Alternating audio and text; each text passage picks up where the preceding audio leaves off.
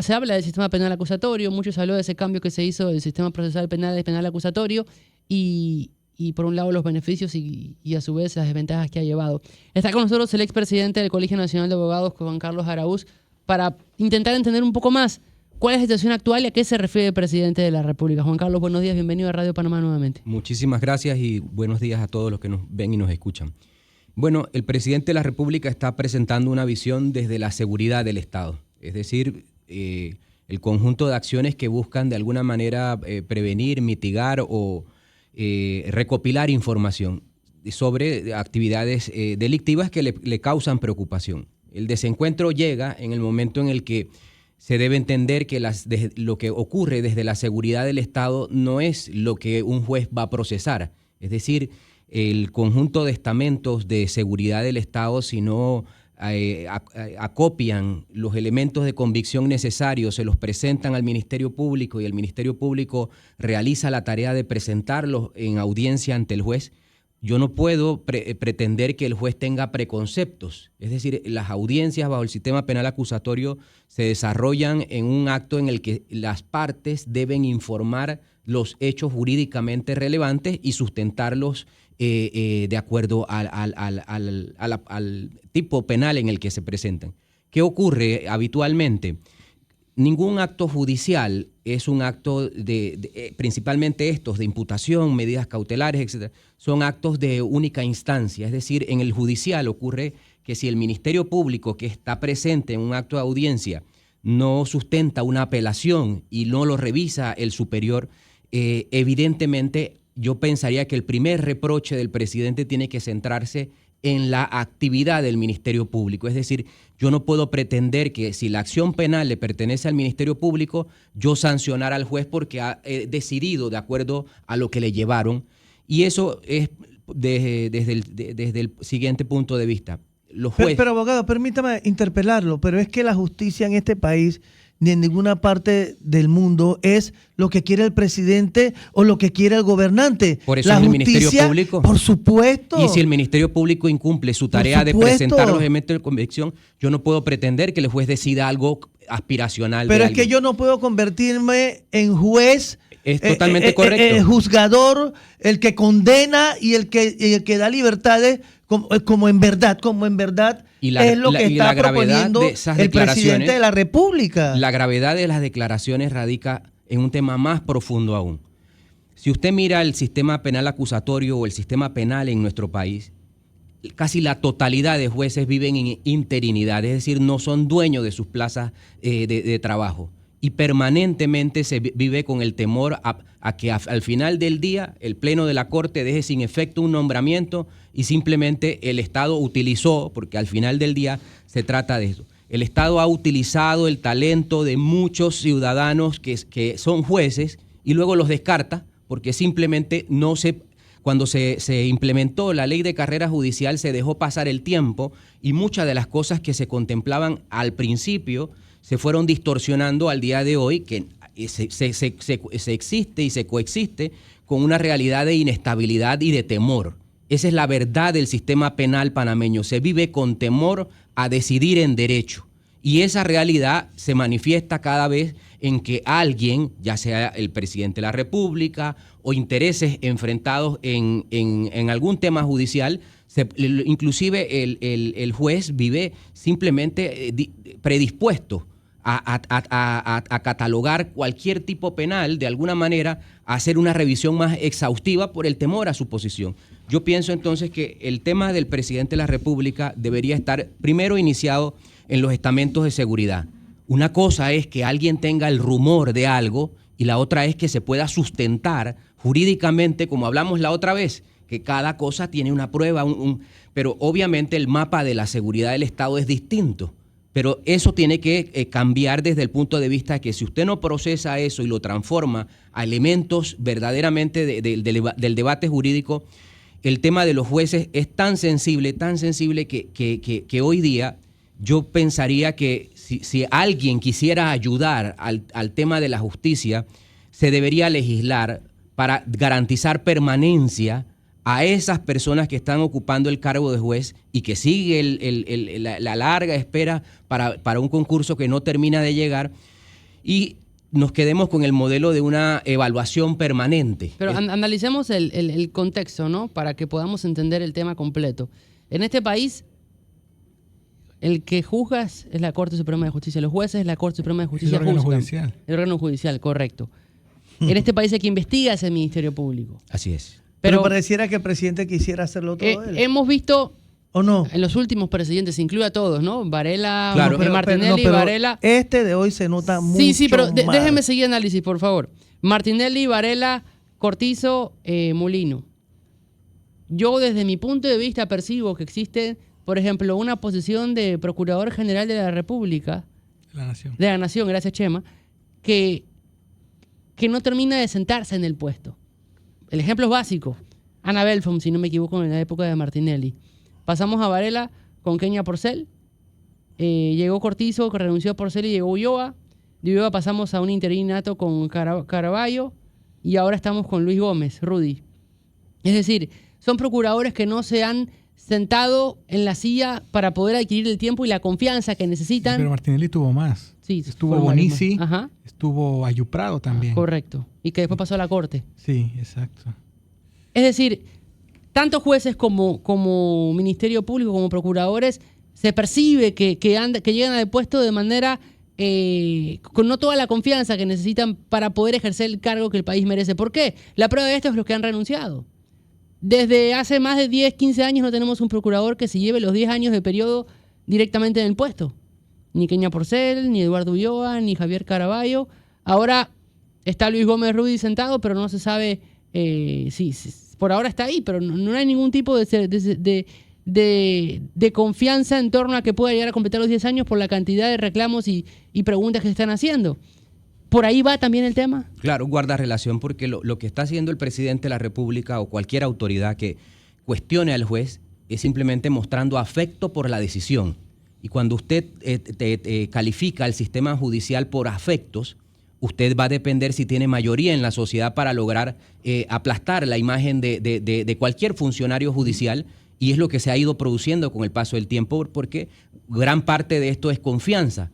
Pero si nosotros hubiésemos fortalecido la estabilidad de los jueces, no importa quién diga o hable lo que sea, sí. Porque hagamos la siguiente relación. Si los jueces estuviesen actuando indebidamente o bajo presunción de estar vinculados al crimen organizado o actividades delictivas, el propio Ministerio Público que está sentado al frente del juez en cada acto de audiencia no debió procesarlos, no debió ser automáticamente el Ministerio Público quien abriese la investigación.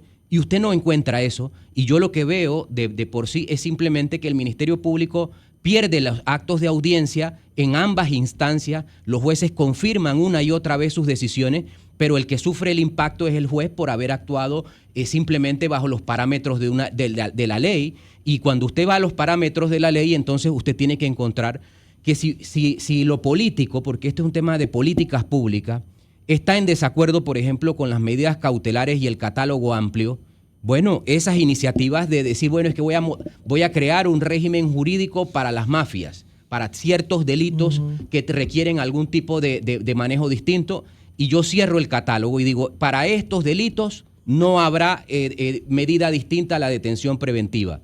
Y se acabó el debate de por qué un juez interpreta, pero si usted le da al juez 17 opciones y le dice que la detención es la última instancia, y cuando el juez hace ese razonamiento de que no llegó hasta tener los presupuestos de ponerla más severa, ¿por qué yo debo pretender atacar al juez? Si yo lo que quiero decirle al juez es que para los delitos de blanqueo de capitales, narcotráfico, crimen organizado, no aplicará ninguna otra medida, modifica el artículo. Propone una norma que simplemente zanje el debate, pero si el juez cuenta con el catálogo, el Ministerio Público no presenta un convencimiento suficiente al juez y el Ministerio Público apela y el Tribunal de Apelaciones no encuentra razonamientos en el Ministerio Público, ¿por qué yo no voy a centrar mi mirada en el procedimiento del Ministerio Público, en los estamentos de seguridad, qué se presentó, qué no se presentó? Entonces, esa mirada es importante porque los jueces están cargando con algo que no les compete a ellos, porque es la actividad de las partes y el Ministerio Público es una parte en el proceso. Si no cumple la expectativa del Ejecutivo, que tiene información desde los estamentos de seguridad que para ellos les puede acreditar una conducta en línea directa, oiga, miremos primero si el Ministerio Público ha cumplido la tarea antes de meternos al juez, porque vuelvo y repito, los jueces tienen suficientes problemas con temer que cada tarde que caiga el sol, el Pleno de la Corte le deje sin efecto su nombramiento por una decisión simplemente que alguien no estuvo satisfecho o no estuvo conforme. Pero es un tema al final la justicia es técnica, objetiva, profesional, y eso se puede medir. Abogado, ahora, viendo varias cosas. La primera, el presidente critica y critica y critica constantemente. Pero, ¿qué impacto tiene eso? Impacto real en la administración de justicia.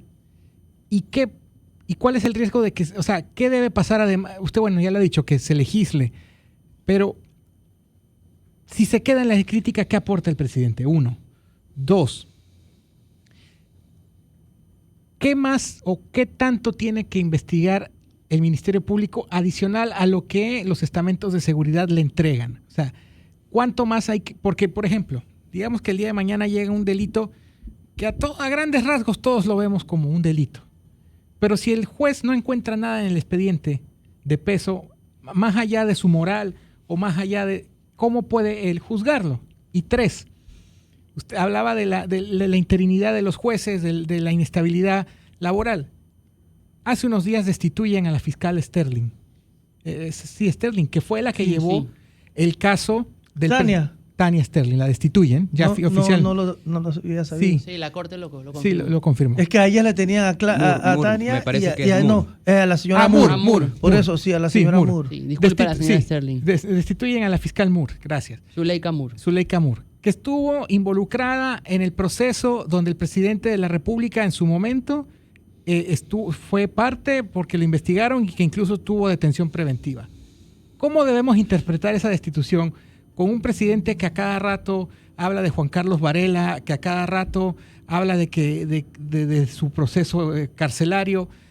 Eso también genera la sospecha de que hay una intervención por parte del Ejecutivo que dicta órdenes y que es una forma de revanchismo, una retaliación por lo que le pasó en su momento. Bueno, esas son las consecuencias entonces de no tener una medición real de cómo funciona la justicia. El punto de los jueces... Mire, ha sido un rumor entre pasillos y los propios jueces han ido desarrollando el temor a ser expuestos. Un juez no tiene la capacidad ni el temperamento ni su estructura mental suficiente para soportar que todos los días en un medio de comunicación alguien se pare a gritarle cosas y a decirle... Sí. No se tiene, porque simplemente ese funcionario vive desprovisto de acompañamiento del Estado. Aquí los jueces de nuestro país se van al final del día en su automóvil a su casa, expuestos a cualquier cosa. Nadie mide. Hay países donde existen, por ejemplo, tribunales de alto riesgo, en el que se le brinda una custodia especial porque el tipo de delitos implica cualquier tema de vinculación. Entonces, Panamá no ha querido meter la mirada en el tema de justicia y se ha ido empantanando a tal manera que pareciera ser que el tema de justicia solo importa cuando llega a algo que me interesa a mí. Sí. Y eso entonces va produciendo que se viva bajo un régimen de temor. Yo lo que puedo exponer al tema de si alguien puede soportar la crítica del presidente, no es un juez. No es un juez porque hasta los superiores van a quedar de alguna manera precondicionados a las aseveraciones del presidente de la República, y eso no es eso no es objetivo, eso no es justicia. Nosotros estamos perdiendo las perspectivas de lo que es justicia, y desde el punto de vista del funcionamiento del Ministerio Público, lo que ocurre es lo siguiente. Todo lo que ocurre previo a que el Ministerio Público se presente al juez en esa audiencia de imputación son elementos de convicción, y la investigación formal inicia en el momento que el juez dice acepto la imputación, doy por sentado que son 6 meses de investigación, y a partir de este momento usted en 6 meses vuelve y me trae la investigación hecha si usted quiere que exista una acusación, si usted quiere que haya un juicio, y poco a poco también hemos ido confundiendo las etapas del proceso con que las primeras intervenciones es como si se va a producir una condena. Y no, para llegar a una condena se tiene que atravesar una serie de filtros y controles, que es la parte en la que si no hay algo técnico y algo realmente profesional de parte del Ministerio Público, no se va a avanzar. Y esa expectativa no puede llenarse simplemente con un afecto de que es que la decisión va a molestar a alguien. Parte de la desconfianza que se ha generado en el sistema de justicia viene más que nada de aquellos casos que se ventilaron públicamente y que no llegaron a conclusión. O más que nada del caso de la audiencia de Blue Apple, donde apareció, por ejemplo, una persona que dijo ser expareja de la jueza en su momento y que quería que se invalide el proceso porque él era abogado de uno de los defendidos y él había sido expareja de la jueza. Sí. Ese show mediático que se genera en medio de estos procesos lo que hacen es descalificar aún más la legitimidad que se podría llegar a tener y la seriedad de los mismos. Si usted ve las últimas estadísticas que el Procurador General de la Nación transmitió en sus informes, indicó que en asuntos de corrupción existían más rondando las 3.000 carpetas, pero en delitos comunes existían más de 180.000. Y esas 180.000 carpetas reciben solicitudes permanentemente en el sistema judicial. Por lo tanto, el sistema judicial realiza cientos de miles de audiencias. Y si usted observa, ¿qué puede empañar? Que cientos de miles salgan sin ningún tipo de conflicto, pero 4 o 5 tienen esa capacidad de enlodar todo el sistema judicial. Y aquí sí le puedo hacer un reproche al propio órgano judicial, es cómo de la actividad de cientos de miles no se tiene la capacidad de transmitir cercanía, confianza o ejercer una vocería con mayor eficiencia para que justamente 4 o 5 carpetas no enloden todo el trabajo del año de cientos de miles de audiencias. Y esa es una reflexión que obviamente entraña al propio actuar de la Corte Suprema de Justicia, del órgano judicial, que impide o que evita, y aquí es donde volvemos al mismo punto, es decir, ninguna autoridad judicial está en la capacidad de entrar en un cruce de opiniones con el presidente de la República, y ahí es donde entonces el presidente de la República, al utilizar su posición, su investidura, y la investidura, presenta algo que es imposible cuestionar. Esto que estoy haciendo yo nunca lo va a poder realizar un juez, jamás lo va a poder realizar un magistrado de la Corte. Pero se tendría la expectativa, por ejemplo, de que si la Corte Suprema de Justicia ejerciera su vocería, saliera al paso y le dijese, un momento, presidente, esto no es así porque el Ministerio Público apeló y en la apelación se verificó que no están los elementos necesarios para accesar y acceder a esa petición. Entonces no es un tema subjetivo, el juez actuó conforme a derecho. Ellos dicen que los magistrados hablan por sus actos. Pero esa es una teoría de la década de los 80. Sí, ya eso está desfasado. Eso está totalmente desfasado. Así una cosa es que yo revele. Y a veces la Corte se escuda de eso para no... Y esto es importantísimo. Una cosa es que yo revele mi proceso de reflexión para llegar a la conclusión, y otra es que yo informe el procedimiento que utilicé para que la conclusión estuviese en los parámetros mínimos exigibles dentro de un sistema judicial. Y allí, obviamente, la Corte Suprema de Justicia lo tiene, pero guarda relación con lo siguiente. El judicial muchas veces no se siente igual a un poder del Estado ni ante el Ejecutivo ni ante el Legislativo, y se siente entonces en la necesidad de preservarse retirándose. Pero cada vez que el judicial se retira de una de estas conversaciones y no plantea a la sociedad realmente qué ocurrió, debilita su credibilidad y vamos descendiendo entonces que en lo judicial haya desconfianza. Pero la desconfianza se genera justamente por una respuesta contundente. Yo creería que el tema que la Corte no tenga su vocero debería recaer, y esto también tendría que ser un tema legislativo, obligadamente el presidente de la Corte Suprema de Justicia o la Corte Suprema de Justicia tiene que ejercer la vocería de todo lo que acontece en el judicial por una sencilla razón.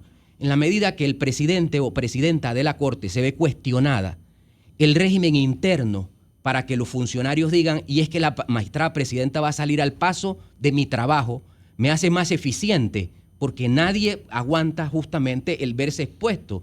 Entonces, la Corte Suprema de Justicia, en este caso la magistrada María Eugenia López, debería ser la que saliese al paso y decir, oiga, es que de acuerdo a los procedimientos internos yo verifiqué que la decisión de primera instancia y la de control de la apelación no permite que el Ministerio Público avance en su posición y punto. Y no permito que se confunda que el juez está actuando caprichosamente. ¿Dónde está la Procuraduría de la Administración? ¿No debería haberse ya de alguna forma manifestado y decirle al presidente, bájele 2? En cuanto a este tipo de declaraciones, claro. Lo que pasa es que el presidente de la República, al igual que los magistrados, vive sin régimen jurídico por encima de ellos. Entonces no hay quien pueda realmente advertirle. Pero es poco ético lo que hace el presidente. Bueno, es lo que el presidente, yo recuerdo al presidente Varela inclusive referirse a que si un abogado en un momento determinado ejercía una defensa, ya también era catalogado como abogado de narcotráfico. Sí. Entonces este país está acostumbrado a eso. Y si usted ve el presidente Martinelli, el presidente Cortizo, el presidente Varela y ahora el presidente Mulino, que por ser abogado yo tendría la expectativa que su legado sea más profundo en el sentido de transformar. Pero los 4 últimos presidentes de la República han sufrido los propios desencuentros de una justicia ineficiente, los 4 en vida propia, con procesos, con procedimientos, con señalamientos, y nadie ha encontrado una fórmula en la que eso pueda cambiar, porque cuando se llega, se entiende obviamente que mejor se dedica el tiempo a otras cosas. Y el presidente de la República bien dijo en su momento a la llegada que el pacto de Estado por la justicia estaba muerto, pero eso no le exime de responsabilidad hoy día de generar los espacios para decir, bueno, de cómo voy a transformar la justicia, pero desde un punto de vista objetivo, y vuelvo y repito, si usted no controla al Ministerio Público y a los estamentos de seguridad, yo voy a ser el principal oponente a que con los jueces se tenga este movimiento de inestabilidad, porque ya es suficiente con que simplemente diariamente esa gente se acuesta con la cabeza pensando, y de las 20 audiencias que hice en la semana pasada, ¿cuál me va a generar un problema? Se había hablado en su momento y en los últimos días de la mala implementación o la falta de eficiencia, por ejemplo, de la Casa de Justicias de Paz que vinieron a Panamá a reemplazar a las corregidurías. Y también fue criticado esto por el presidente de la República en algún momento, y conozco de muchas personas que se han acercado a las casas de justicia de paz y que no han encontrado solución a sus problemas, o que simplemente se han encontrado con una persona que no está preparada para ejercer el cargo que está llevando a cabo. ¿Cómo se evalúa este trabajo de los jueces de paz en el país? Bueno, y que este sí estaría más próximo a la actividad del Ejecutivo, porque es una justicia de corte administrativo y obviamente entraña a que hay defectos de legislación, hay defectos de presupuesto.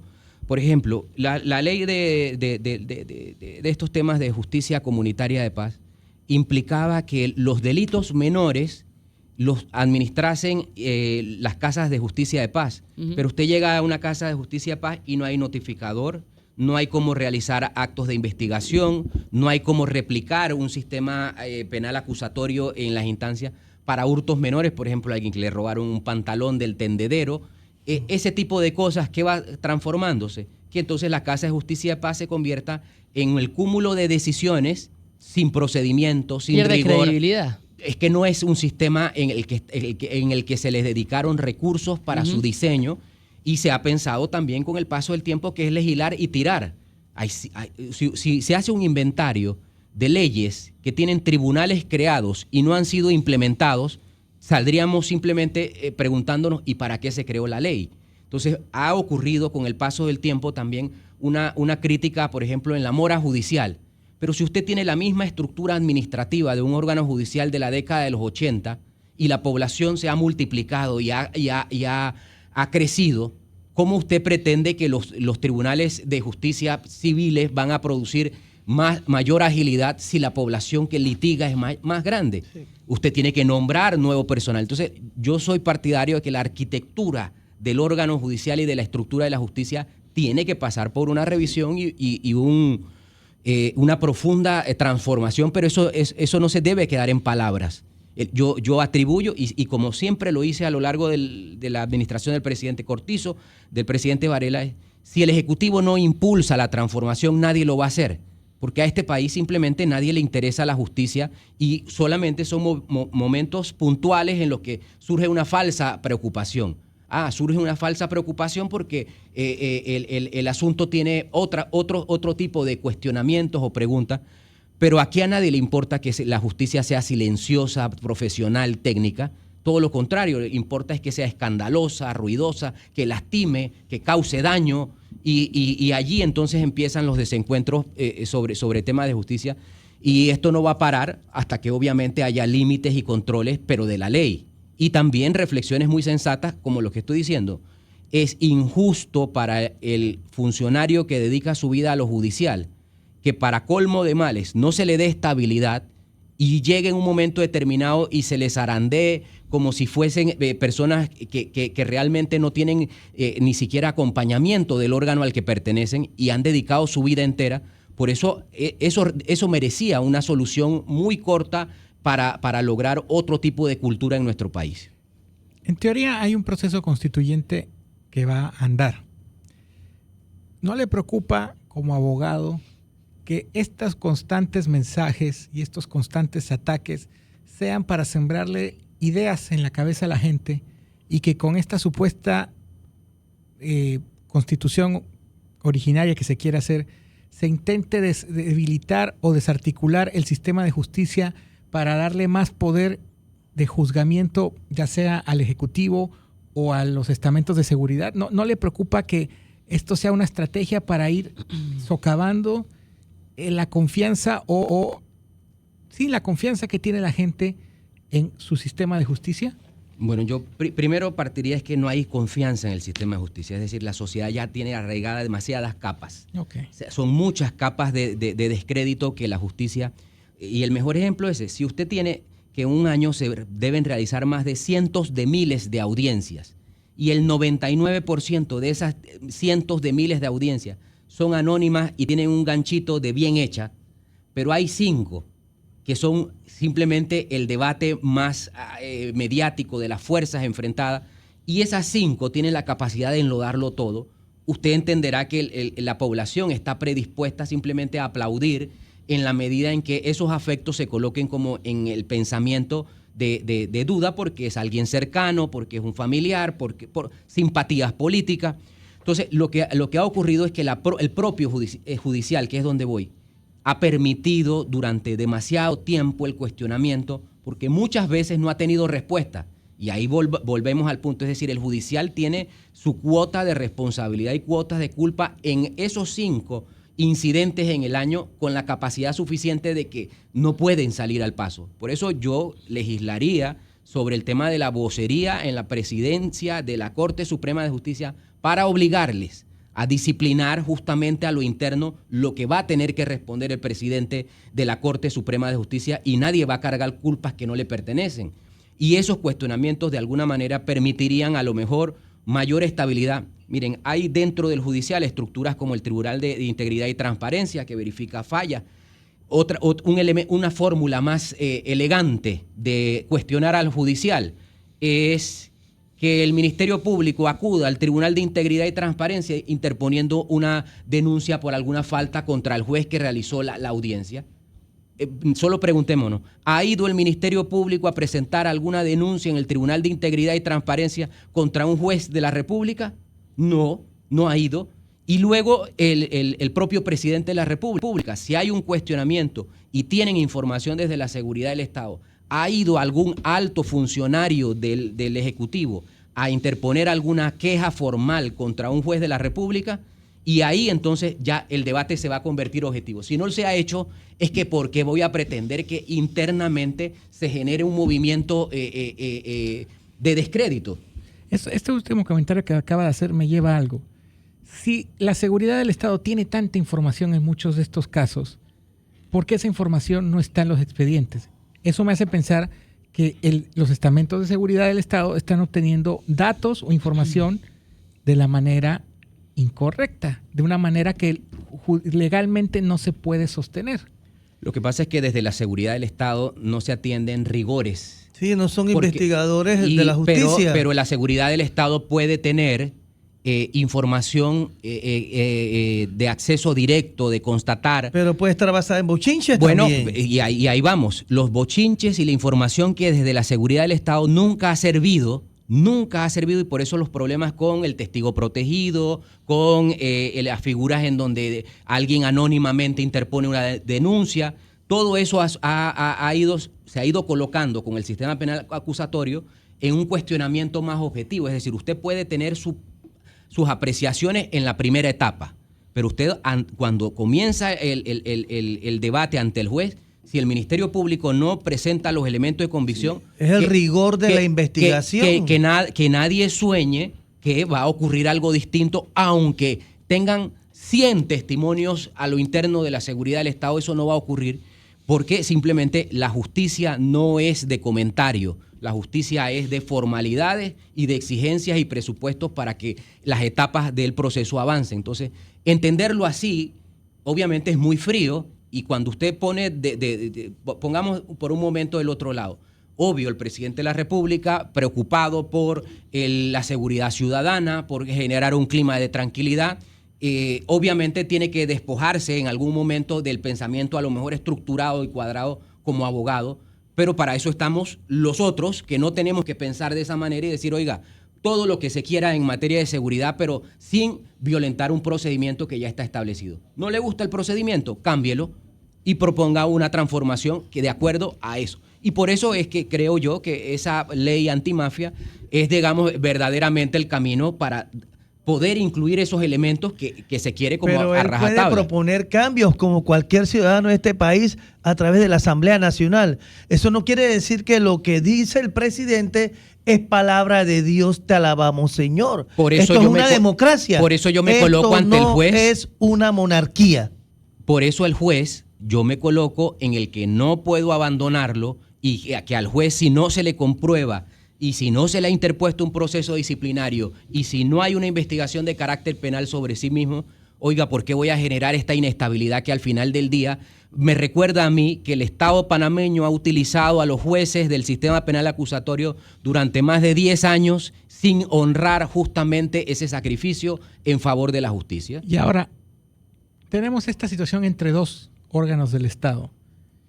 Al margen de las propuestas que se puedan hacer legalmente, ¿debe la Asamblea Nacional tomar algún rol? ¿Debe la Asamblea manifestarse en alguna forma? Porque digo, si tú tienes, de los tres órganos, tú tienes dos que se encuentran en una disputa o en una situación incómoda, como se le quiera llamar, ¿qué rol debe jugar la Asamblea? ¿Quedarse observando? No, justamente, y voy a tocar un tema que atañe a cómo se estructuran. Yo no vería a la Asamblea como individuos que mañana salgan y propongan 18 proyectos aislados sobre transformar A, B, C y D. Esto es un tema de visión de Estado. Los partidos políticos desde hace mucho tiempo han omitido su obligación de generar pensamiento en favor de cuáles son esas iniciativas en materia de justicia que deberían ser propuestas e impulsarlas por bloques y lograr consenso. Si se recuerda, hace meses, cuando estuvo el tema del bono de los magistrados de la Corte Suprema de Justicia, se dijo que había que legislar, que había que hacer algo. Nadie prestó atención al fondo de la controversia y así sucesivamente ha pasado.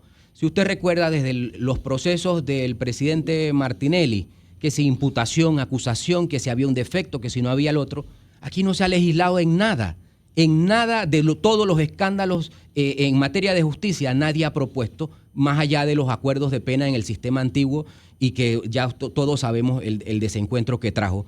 Entonces, si usted quiere que siga ocurriendo lo mismo en justicia, no haga nada, no proponga transformaciones y vayámonos al terreno simplemente de descalificar a jueces, funcionarios y si eso de alguna manera satisface, yo les recordaría que simplemente las decisiones se siguen manteniendo en firme, se sigue apelando, el Ministerio Público sigue sin sustentar muchos de los casos que ocupan la atención ciudadana, lo conveniente, lo que sostiene su posición, y ahí estaría el debate, pero yo también invitaría al presidente de la República a reflexionar sobre la efectividad, sobre la eficacia, sobre el profesionalismo de los estamentos de seguridad y del propio Ministerio Público para auxiliarlo desde el punto de vista de si cumplen o no cumplen su trabajo ante un juez que no está otorgándole la razón cuando se presentan al debate técnico jurídico. Don Juan Carlos